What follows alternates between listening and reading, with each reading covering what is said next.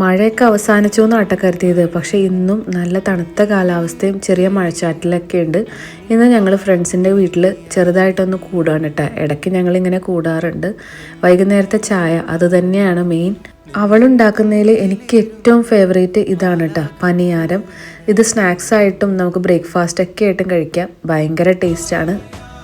അതൊരു ചായയുടെയൊക്കെ കൂടെയാണെങ്കിൽ അടിപൊളിയാണ് കേട്ടോ, പ്രത്യേകിച്ച് ഈ ഒരു ക്ലൈമറ്റിൽ. അങ്ങനെ കുറച്ച് നേരം നമ്മൾ ബാൽക്കണിയിൽ നിന്ന് അങ്ങനെ പുറത്ത് നോക്കി നിന്നു. നമ്മുടെ എല്ലാവരുടെയും ബാൽക്കണികൾ എപ്പോഴും ഡിഫറെൻ്റ് ആയിരിക്കുമല്ലോ. ഞങ്ങൾ കൂടുന്നത് ഫുഡ് അടിക്കാൻ മാത്രമല്ല കേട്ടോ, അത്യാവശ്യം പാട്ട് പാടാനും കൂടി വേണ്ടിയിട്ടാണ്. ഞങ്ങളുടെ ഒരു റിലാക്സിങ് ഈവനിങ് ആയിരുന്നു അത്.